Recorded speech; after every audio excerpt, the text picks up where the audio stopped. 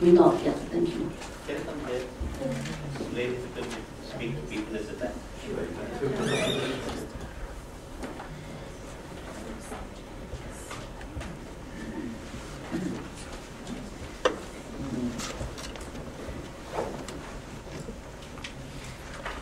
Thank you. And though this title is not given by me, the myth of modern technology, but I don't mind it, whoever has assigned it. But the larger title for this panel session is called Ecological, Cataclysm and Capital's Appropriation of Modern Technology. So I might have a few reflections about that.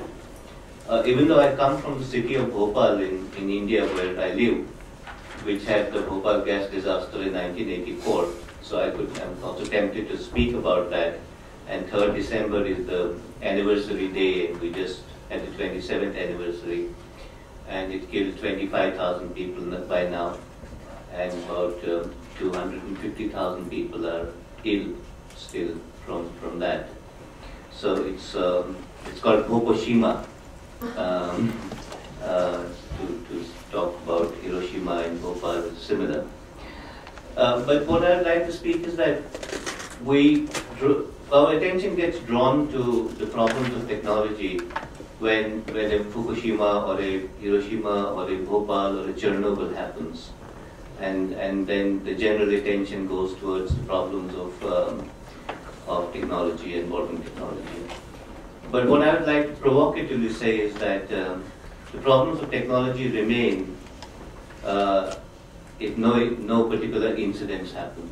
If everything is going on fine, I think there's a bigger problem there. Mm-hmm. So it's not as if that only when an accident happens, then it's a problem of technology.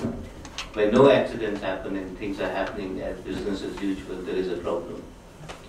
And I would like to focus on that. And a particular aspect of that is what Chantana told us. There is no problem with food in Thailand in that sense. But when you analyze it deeply, there are lots of problems. So it's not as if people are hungry and dying on the streets of Bangkok, but things are okay, but the systems are. So we choose to talk about capital's appropriation of modern technology. Now, the first myths, there are certain myths. The new and the old technology.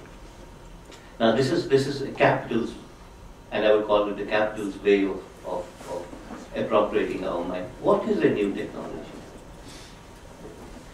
How do we define a new technology? Now, when we were graduate students doing physics way back in the early 70s, we used to have a joke in our campus which said that if the works of 3 people were patented, if it was possible to patent, and I hope we never come to patent theories, we still don't, but if 3 people's theories were patented, then for every human action, we would be paying 99% royalties to these 3 people. And all of them are 100 years and more old. So they're not new. So any of our actions would be paying royalty to them. And they were Newton, for obvious reasons. Anything that moves, we'll have to pay a royalty to. You take a bicycle or you take a bus ride, you'll have to pay royalty to Newton, because everything is determined from laws of motion, he gave. To Maxwell, who gave us laws of electricity in the 18th century, in the 19th century, 1860s. So every time you press a switch, you'll have to pay $1 to Mr. Maxwell, because that's how your switch works. And to Einstein, for obvious reasons. And all of these things are more than 100 years old. So what's new about it? So we're going to pay that. I would extend that to say that perhaps the oldest technology that makes life possible is farming. And that's 10,000 years old. So can we exist as a species on Earth if we don't do farming? So what's new about it? So I think I could go on with these examples to say that there's nothing like a new and old technology. As J.D. Bernal, in his monumental 4-volume book, Science and History, tried to analyze, what we call technology and science, as much as a part of human evolution and development as culture is, it's integral to human evolution. It's not something separate which is out there and we're human beings and technology is out there and we relate to it. It's part of our evolution, just as culture is, just as language is. So therefore we have to see it in that integrated human evolutionary sense and not as a standalone. Now this notion of a standalone technology to which we refer when we have problems and it will give us solution is the best form of disjunction that capital uses as a solution giver. As a solution giver and therefore something which can be given to us as a commodity and it will help us solve a problem. And this is the disjunction, unfortunately, which our academia has propagated very, very seriously as something that which is outside. So the notion of technology and science as neutral entities. They are neutral entities. It is how you use them that you use them or abuse them. So the use and abuse model, it means technology is like a knife. And you can use a knife as a surgeon to cure your disease, or you can use it as a warrior to cut your head. So it's either violent or it is curative, depending on how to use it. The knife is neutral. This is a complete myth. Technology is part of our social, economic, political system. It is located within it, and that's how it evolves. And use and abuse is not how a surgeon or a warrior uses it. It is how it is integrated into our political economy system. That determines how it will get used. I think this is the first part that we'll have to grapple with if we want to make sense of a notion of use of science and technology within the system of capitalism and what it does to ecology. I could use a parallel example with land. With land and agriculture, we are familiar with a social system which we call landlordism, relations of land, production. So we have a system of who owns the land, who rents it, who is the labor on it, what is the sharing between the labor and the owner, what is given to the consumer. So it's a system of rents, sharing, and labor, which we call the land system. Pay a little bit of attention, and we never do this in our universities, and I don't know why. All of us sitting in this room, unfortunately, and I'm being very provocative, are the same bonded laborers as we had on land, a system of bonded laborers and slaves on land. We're all part of those bonded laborers in the system of information technology. If we had landlordism, we have cyberlordism. There is a broadband owning company or a television company which has a right to give us a license to a wire to which we pay a rent, a fees every month so that the channels come to us, or a broadband fees by which we get our internet. And we have a hardware provider who gives us that little gadget we put in right in front of me here, which captures that signal. And if you see the relationship between this and the land, it's in parallel. There's a wonderful paper which actually compares the two systems between land holding and between information technology holding. And we are the suckers. Very politically aware people, we are the ones who are bonded to it in this relationship because we pay the fees, we pay the rents. And how does it appropriate us? By one Mr. Bill Gates and his Microsoft giving us Windows, and every morning we say, Namaste Windows. And every time we touch the screen, we pay $1.01 to Mr. Bill Gates for everything it does. But then Mr. Bill Gates says, oh, I've given them the software, Windows 95, but they all have it in their computer, so what do I produce now? So he has to say, now Windows 95 will be now Windows XP because it got enhanced features. And suddenly all of us say, hey, did you get XP? No, I haven't. Oh, you must get XP. But why? I don't know why. No one knows why. And we're like the slaves on that on the land, because we're completely uncritical to know. Most of us don't even use 25% of Windows 95 power. Because all we do is do typing and write some papers and do some email. You're not using even 25% of that. And when you shift to XP, you're not even using 10% of that. But you're hooked onto it. Oh, she's got it already, but I haven't got it. Oh, it's got a new look.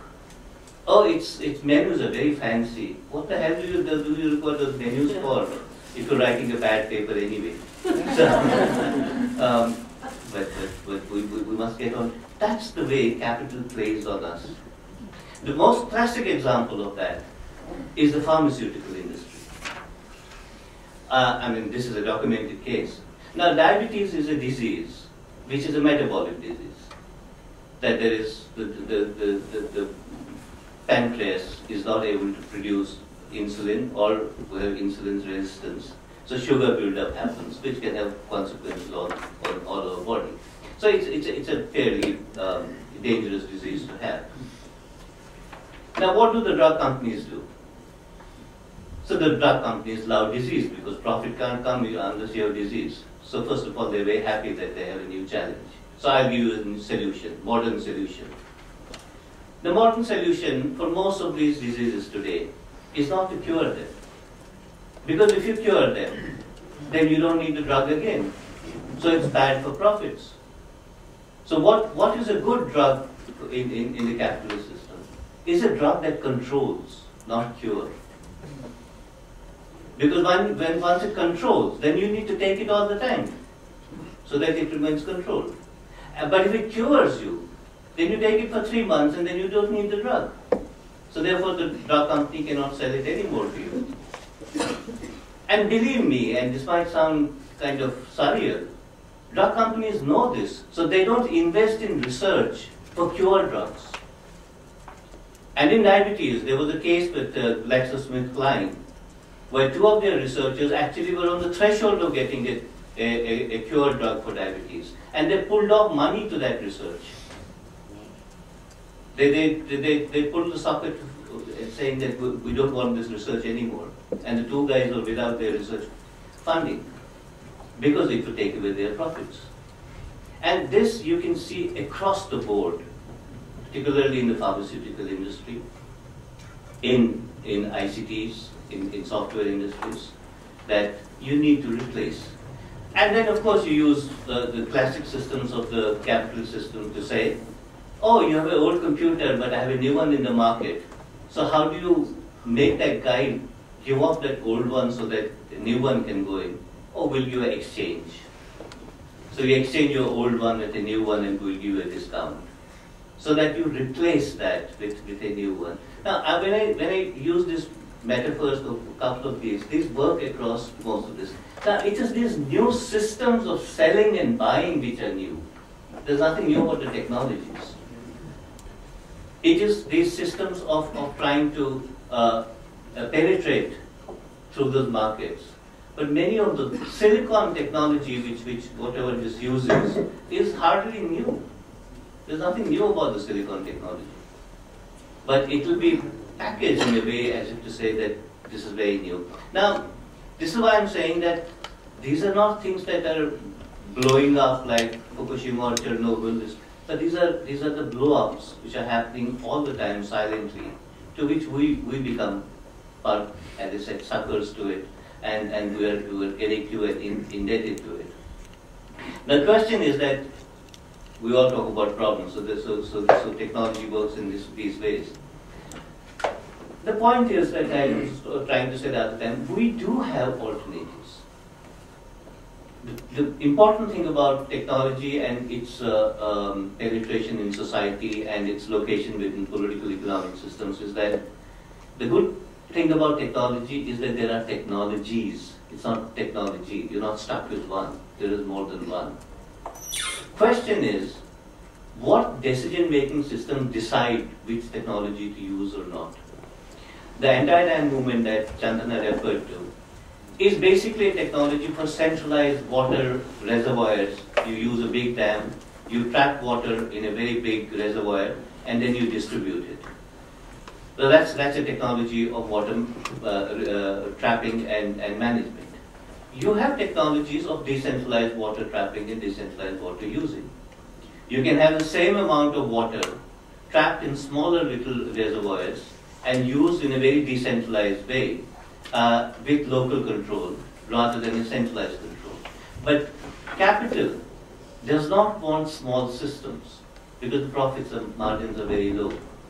The profit margins are very high in a very centralized system. So the capital will use the technology of the larger reservoir rather than smaller reservoirs. Now his question is, do we have a social system or a political system which says, no, we prefer the smaller system because there is less displacement, there is less impact on large tracts of land, and there can be community control on smaller systems. You can use the skills of the local artisans. You don't require to get skills outside. So there's a whole system which goes between these two choices. To me, the important point about is these choices. For example, for all of us sitting here, we have a choice today between saying namaste to Microsoft and Windows and using open software systems which are non-proprietary, where there are no fees being paid, where there is no monopoly. Microsoft is a monopoly. But Ubuntu or Linux are open systems, which are democratic systems. You and I can get the source code, we can intervene in them, we can improve them. It is not mediated by capital. So the problem is that we are not taught, read, aware that we have that choice, a democratic choice to participate in a technical situation with all our laptops and notebooks, where we can be part of a democratic system of software which doesn't have the capitalization costs. And why does that happen? Because our university never teaches that. Why don't they teach us that? Because Microsoft is giving sponsorships to universities to do courses. It is giving free computer trainings to school children in India and most of South now. Why? Because it's very well known that children get addicted to Coca-Cola and chocolates. You also get addicted to the first software that you use. If you start using Windows from the beginning, then shifting to Ubuntu 10 years later is more or less impossible. You're always insecure. Oh, I don't know how to use that. I'd rather stick to that. They know that. So they get children hooked onto it now, so that the children can be on Windows for the rest of the life. So but there is no sponsor for open software because that doesn't use advertisements. So they're not coming to schools and saying, we'll give it to you free and we'll hook on to you. But who can be the agents for that? You and me. We don't require a company to come and do that. You and I can come and say, we want our children to be on open software from the first time they use a computer. Now, what I'm trying to say is that there are resistance movements to it. We heard about the biotype, which is a resistance movement which engages. There are resistance movements to any of them. I have a last point to make, which is new technologies then become also panacea in situations where we have problems in deciding what to do. And I would use, last example I would want to use is climate change. We know climate change is a problem because of the cumulative increase of greenhouse gas emissions. So we have a solution that cuts them. So Durban, you don't want to cut them because the countries want to compete for economic reasons. Now the more we correlate Durbans and Cancuns and Copenhagens, the more we are pushing ourselves into technical solutions, not social and political solutions. So social and political solutions are the emission cuts. You don't go beyond 1.5 degree or 2 degree at best. But the moment we don't, what are we strengthening? We are strengthening bioengineering technologies. And the bioengineering technologies is to me the shadow behind urban, which is never in front. And these are companies which say that you don't require political solutions, you don't require cuts. You know, we will seed the atmosphere with metals, and those metals will absorb carbon dioxide. We'll have reflectors which will cool the atmosphere. So we will find technical solutions to global warming. So why are you bothered about saying let's change our cars and reduce the number of cars and so on? Have your cars. We'll find technical solutions to do that. Anyway, you can't find political solutions because you're ideologically minded. Now, it is these kind of politics which plays out in Durbans and Copenhagens. And it is the kind of politics which our governments are aware or unaware, and therefore do not see where they are leading themselves into. What they would probably, the government would do, say, okay, you have a technology, give it to us cheap. Find a fund to give us that technology. Without questioning that that technology might have 50 other side effects, which are going to destroy this earth maybe faster.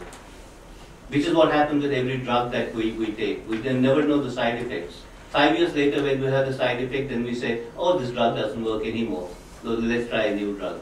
So this bioengineering is, to me, the victor from the failures of COPs. And these bioengineering methods, to me, as a technical person, are not on. They're not going to be working. They have too many unknown questions of dangers to the entire planet.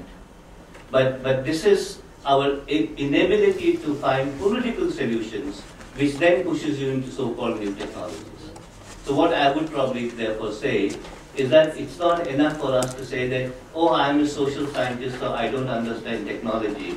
If it is a technology that is affecting my life, that at least as people who are informed, and this is my sales pitch, we all need to become people scientists, no matter whether we're doing history or sociology or whatever. If we don't do that, we're leaving it in the hands of people who are going to sell it and push it down our throats anyway. Thank you. Should we stop here for a coffee break? I'm fine. You all for a coffee break, then I'm fine. But anyway, I'll try to make it as fast as possible. At one point, I'm thinking of passing on my presentation because, well, we have two giants here. To ecological activists and thinkers here, and I feel so humble that I need to say, but Kinshi asked me to speak on something, so I'm standing on the shoulders of these two giants. I want to do a humble job by presenting some supplementary information on this. I will try to go swift through it. So my topic is critical economic reason applied to ecology, and I have a basic question to ponder on. What madness driving us to squeeze our planet to the last drop, and what madness,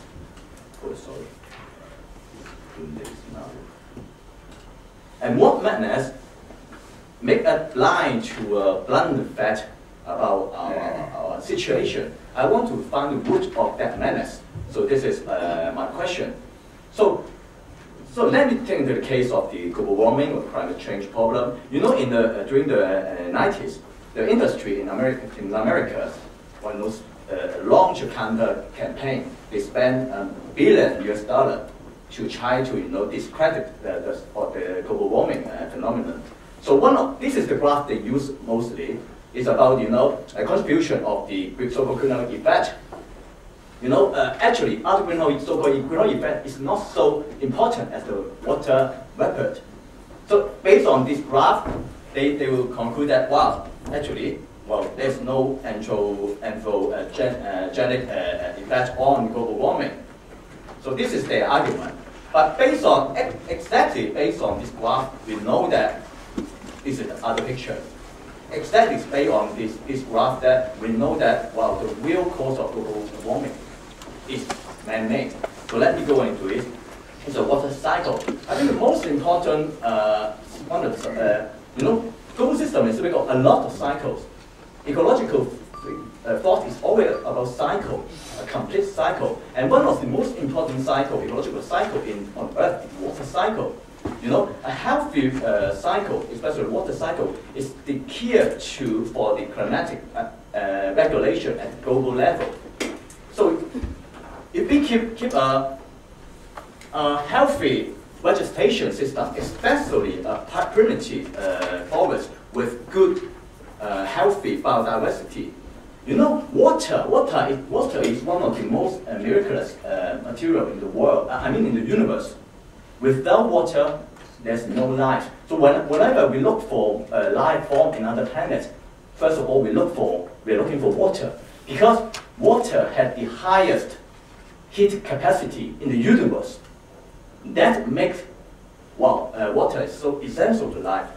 So with a good vegetation system, with a good, especially a forest system, a huge amount of heat is in a sense storage within this water and vegetation cycle. So if you destroy the forest, if you just let the water run off of the ground, then a huge amount of heat will release into the atmosphere. And to me, I believe, of course, because I'm not a scientist, I base on this document. This document may be one of the most important documents in human history. I urge everyone to read this document. It's a very short paper. It's prepared by a group of Slovenian scientists. Is to explain the importance of the water cycle in the climate change. So the idea is evapotranspiration is essential to the global climatic regulation. So it's estimated that if water is not sufficiently present in the land, a large part of the incidental solar energy is charged into central heat, and the temperature of the environment sharply rise. This is the real reason, to me, is the real reason behind global warming, rather than the other greenhouse gas, CO2, something like that. So the calculation like that, every year, the loss of the good vegetation system by the, of course, deforestation and urbanization, each year amounts to the annual global production of electrical energy. A huge amount of energy is released into the atmosphere because of this the destruction of the vegetation system. Most importantly, the forest. And the design of our city is fatal because the design of any modern city will cause water run out. We just try to connect the water into the sewage system and let them just run out into the ocean. That's stupid. So that's why all cities in the world become a kind of hot place. This is man-made reason for global warming. So why I love this approach? Well, I'm not a scientist, so I will use the fashion way. Why I love this approach is, if we follow the so-called CO2 discussion, we will become a doomsday scenario. You know, if we follow the argument, they have the argument that even if we stop the emission of greenhouse gas into the atmosphere, the temperature will keep rising for at least 1.2 degrees. So this is a doomsday scenario. That's make the stupid guy like Lovelock. I respect him once, but now he's such a stupid guy. He proposes that, well, this is we are at the end.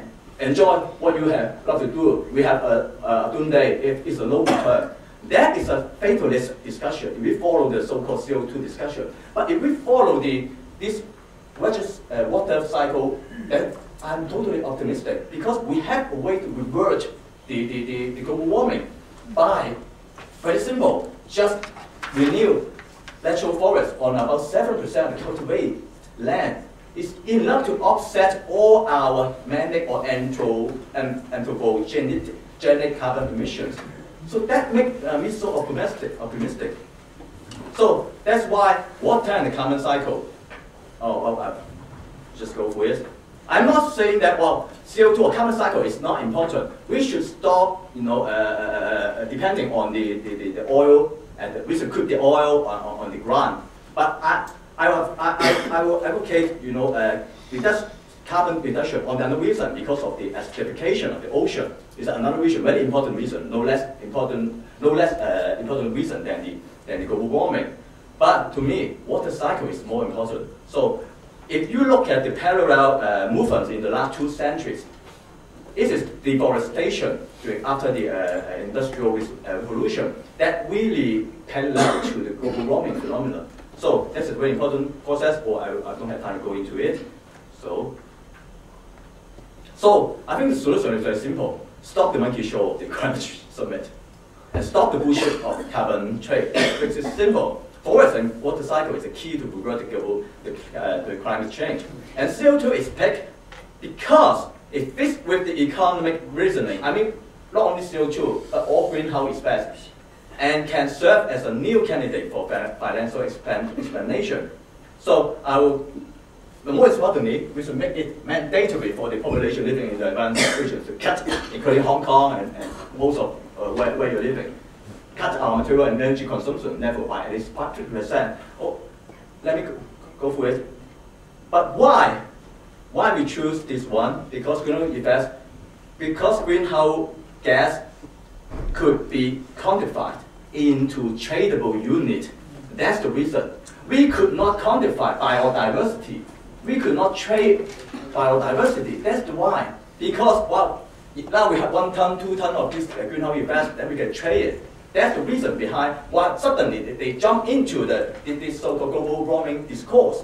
So, a lot of money implied. So I will go through it. The market mechanism. Well, I think Patrick will have a lot. He's the expert on it, so I won't go through it. And of course, they have built up economics of this carbon trade, ridiculous things. Well, I won't go into it details.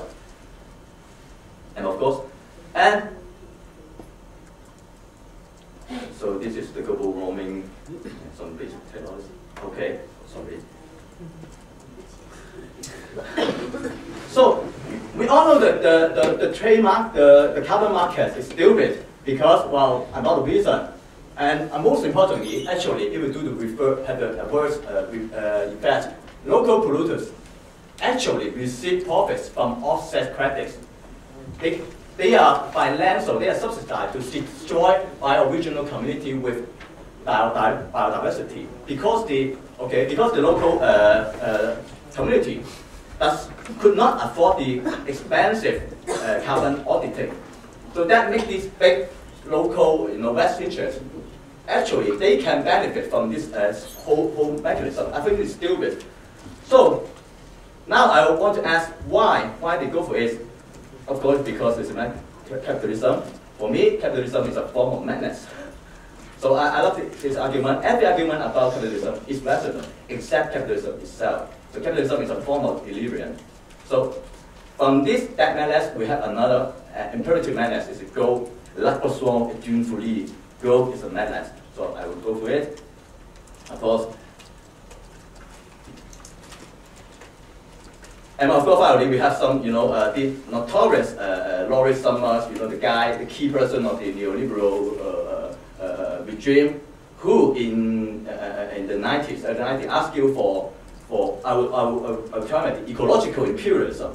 He argued that actually the economic logic behind dumping a load of toxic waste into the lowest wage country is impeccable. And actually, he thinks that these countries are underpolluted. They are not economically efficient enough to be polluted. So they should be more polluted in order to. So I touch upon the issue in my another essay in my emerging second country introduction. If you have interesting, well, if you're interested, well, you may take a look. So we can try to argue against this economic reasoning point by point. But for me, it's simple. I will just pick up one point. Is that since 1987, we are entering into a new historicity. What I call a new historicity is that we are in an age of ecological overshoot. That makes all these economists bullshit. I'm not arguing. Well, maybe Adam Smith was right. Maybe Keynes was right. Maybe Schumacher was right. But after 1987, they are all wrong. They are bullshitting, and that's simple. I don't want to go into the argue.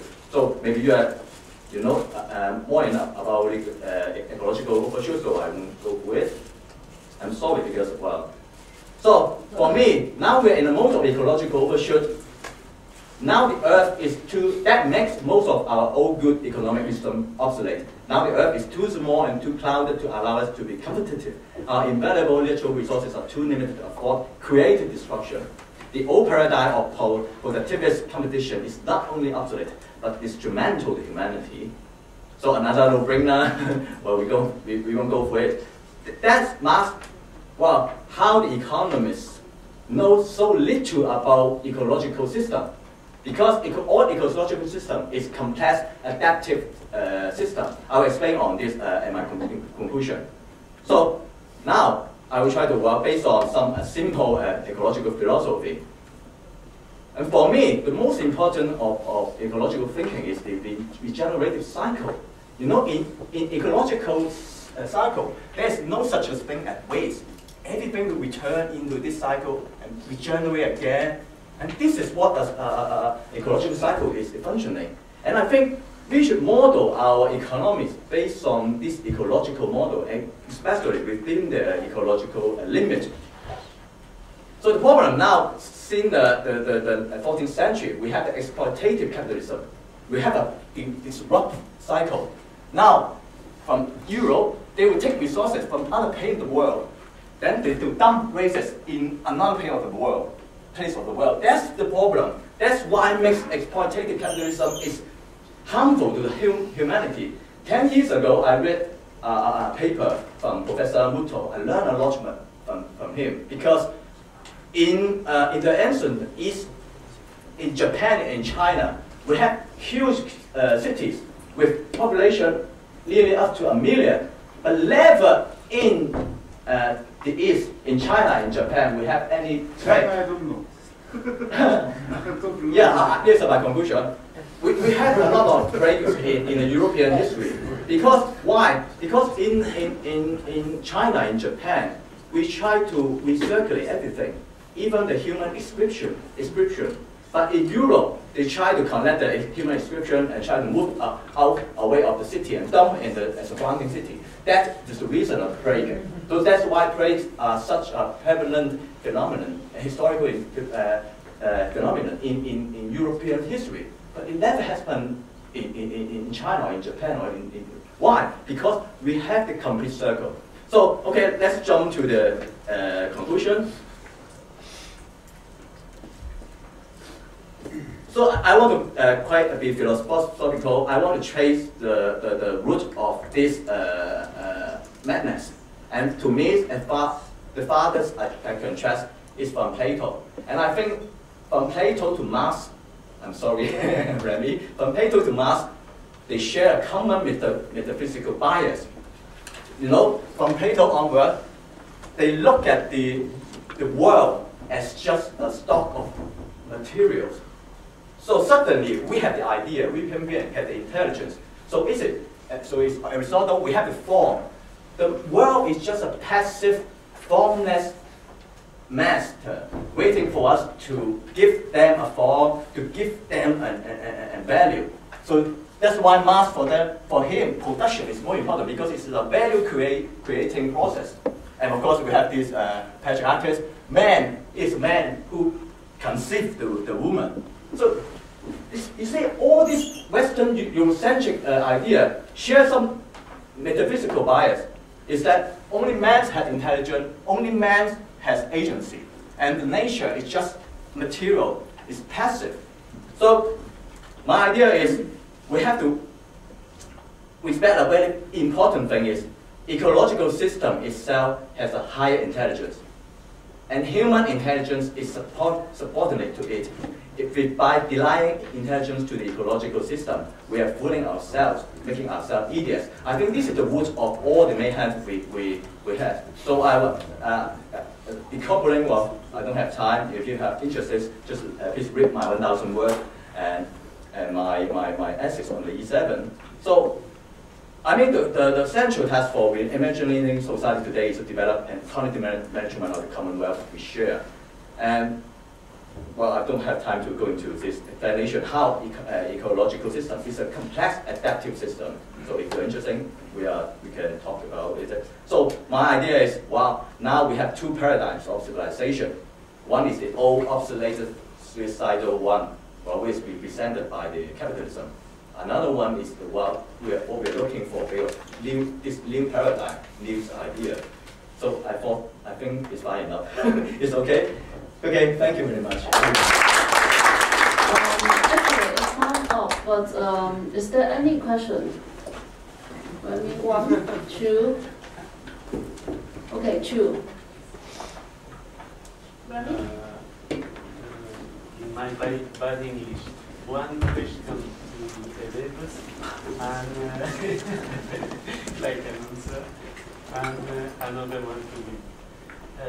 The first one is just a joke.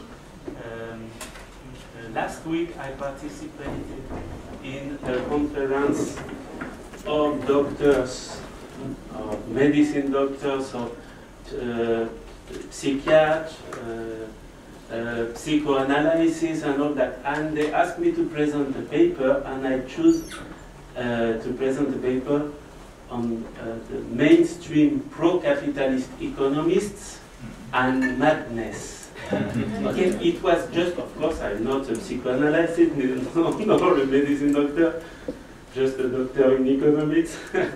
But my hypothesis was, are they crazy? Are they fool? And my surprise, of course, I concluded, yes, they are crazy. It's crazy. The mainstream interpretation of the world, of the idea of capitalism they have is completely crazy. And most of them, from China, from Cuba, from Germany, they answer me, yes, we agree with you, they are crazy. They are the true doctors. So I agree with you with that. But my question, sorry to be late, my question was, Erebus, is there, I don't agree with your interpretation of Marx. And it's very, your interpretation is close to Spinoza, I believe so. And to my mind, there is a link between Spinoza, Plato, Spinoza, and Marx. My question is, Erebus, is there, according to you, is there a possibility today to conciliate, to combine a modernized Marxism with ecology? Because I believe it's very, very, very important to combine ecology and socialism today. This is probably one of the most important challenge for us, for the left. And Vinod, just a short question. I'm fascinated to observe that IBM, Microsoft, all the big companies, the big corporations are funding massively free networks for free software. They are present there, including in the conferences organized by Linux teams, all that. Why they are there? Just for plunder ideas, or for more than that? Okay, this is a question for Ando. I was quite surprised by the reaction from the Japanese consumers after the earthquake and the nuclear accident. But I wonder, is there any, so there is this trust between the two communities, the farming community and the urban consumer community, which has been there for about decades. But is there any action for calling for solidarity between these two communities against the system itself? Because you mentioned the farmers realized that the problem of the nuclear industry and the neoliberalism come together. This is understood by the farmers. But how about the urbanizers, the city dwellers? Okay, we only have first round questions, and then any more? Okay, that's our speaker. I think two big questions we will discuss when we are chatting. I pass on.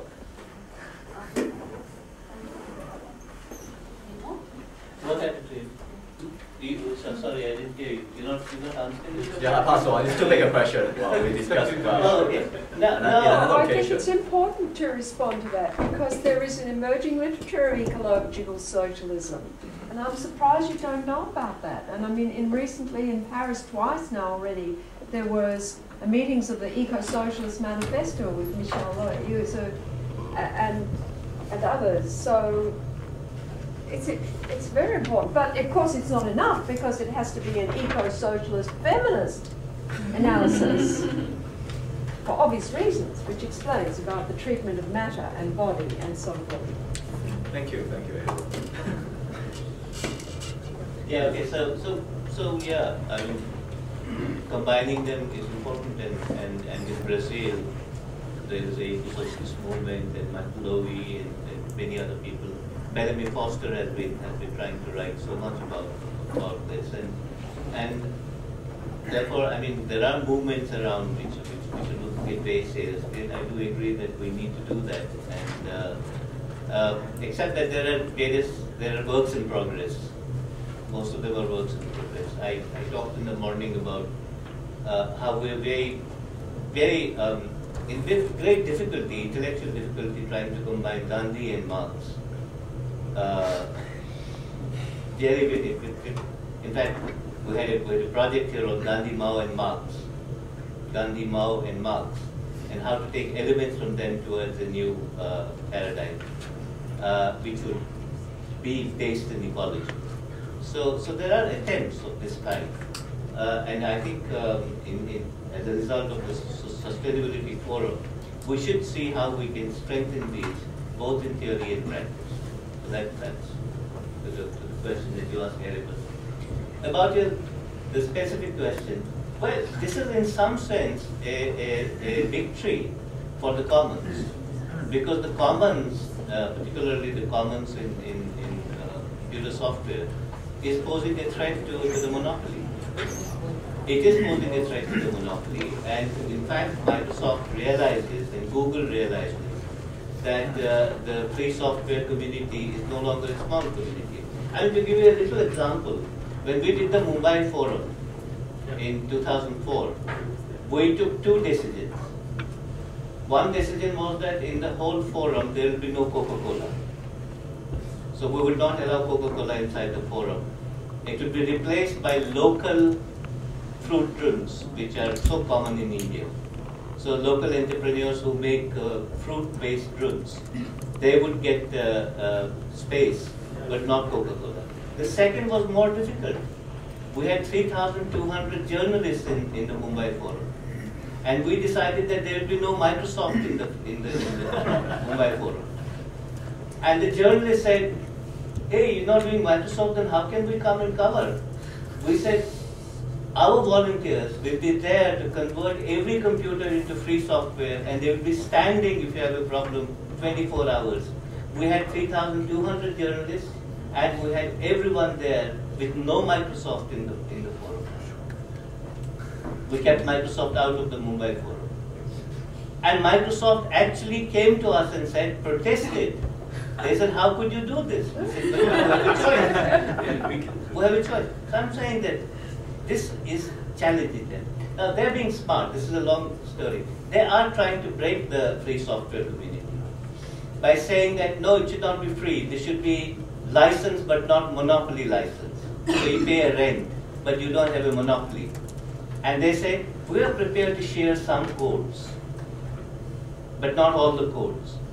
But this to me is a victory for the commons, for the non-monopolistic commons in software.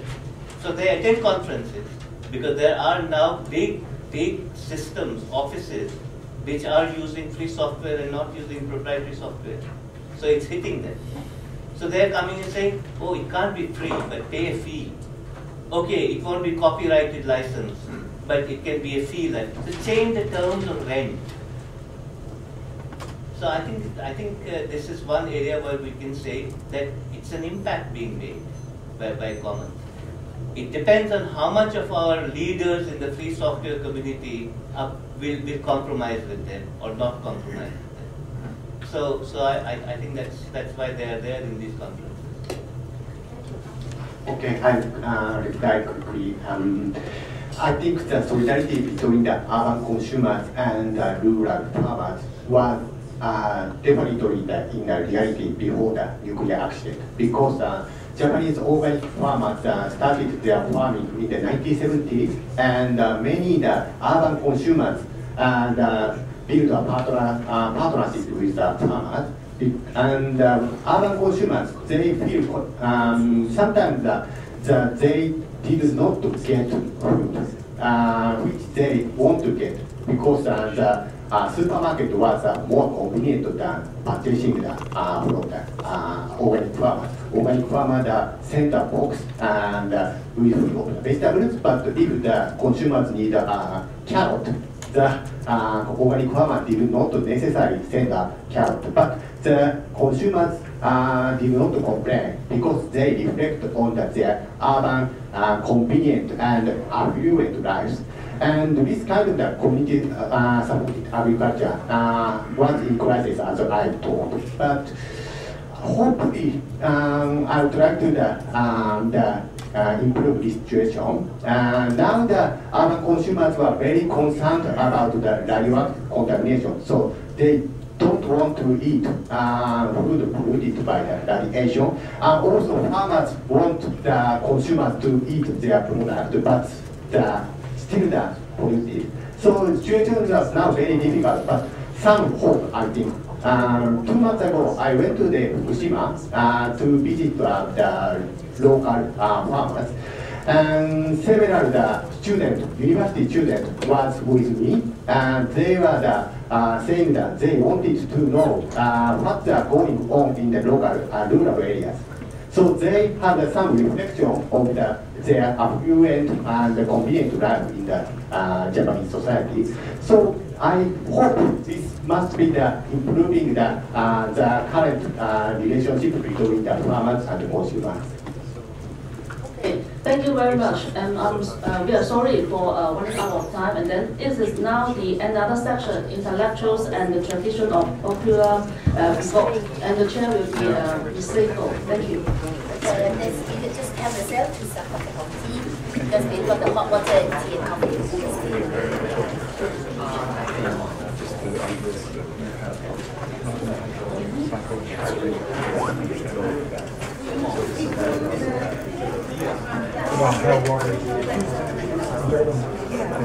So I just saw you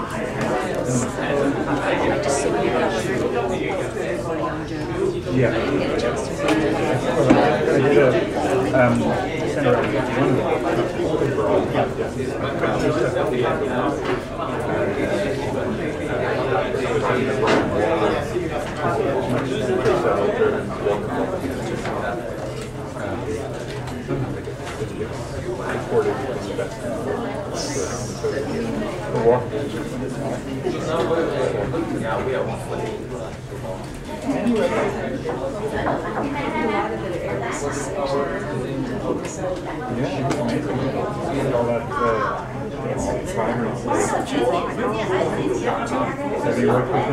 No, we just met the last week we spent together.